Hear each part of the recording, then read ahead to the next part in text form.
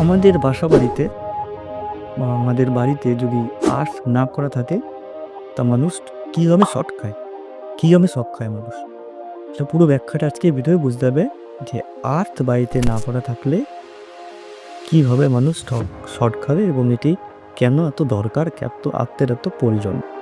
চ্যানেলে নতুন আছো, আমার ভিডিও ফার্স্ট টাইম দেখছো, অবশ্যই চ্যানেলটি সাবস্ক্রাইব করে পাশে থাক। আমি কেন একটি ডোয়েন ফোন করেছি দেখতেই পাচ্ছ, 220 করে এসছি ফেজ নিউট্রাল রাখতে। তা ফেজ আমাদের এটি একটি 16 এম্পিয়ারের সকেট আছে, 16 এম্পিয়ারের সুইচ আছে।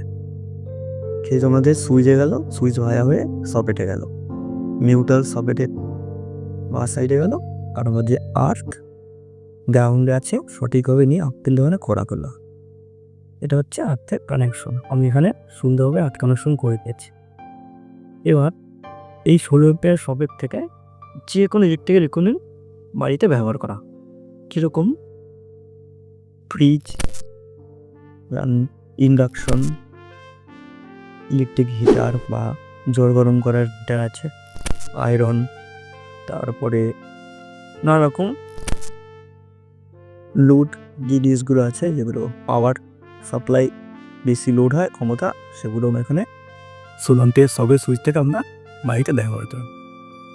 আমি এখানে একটি ফ্রিজ ব্যবহার করছি। তো যে কোনো জিনিস হতে পারে, ফ্রিজ যে কোনো জিনিস। তো ফ্রিজটি চলতে অনেক ফেজ নিউট্রাল আর্থিং লাগবে। তা ফেজটি এখান থেকে সকেটে, ফ্রিজের 3 পিন টপটা সকেটে আমি দিয়ে দেবো। তো এখান থেকে নিউট্রাল পেয়ে গেলে ফ্রিজের বডি থেকে আর্থিং পেয়ে যাবো, ফেজ পেয়ে গেল।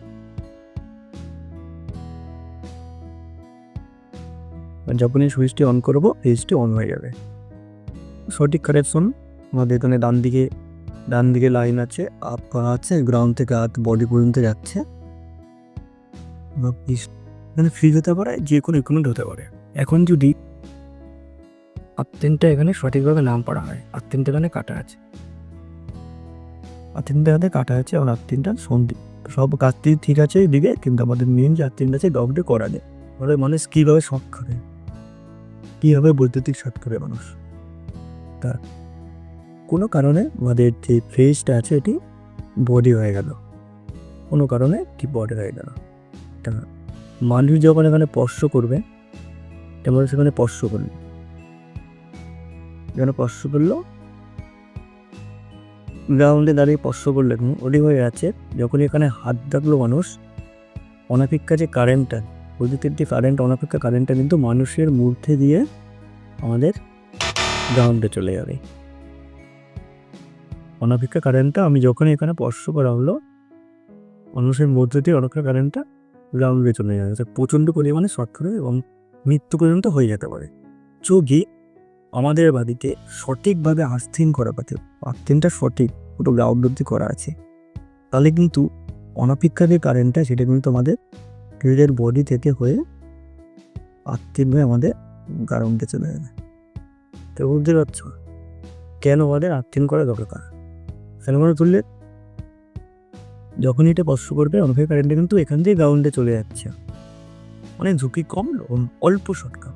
বেশিরভাগ এনার্জিটাই আমাদের কিন্তু গ্রাউন্ডে চলে যাচ্ছে। আর যদি এখানে কাটা থাকতো তাহলে পুরো কারেন্টটা, অনাপেক্ষা কারেন্টটা কিন্তু আমাদের, অনাপেক্ষা কারেন্টটা কিন্তু আমাদের থেকে গ্রাউন্ডে, মানুষ গ্রাউন্ডে নিয়ে যাবে, পুরো বলে ভিতর দিয়ে যাবে।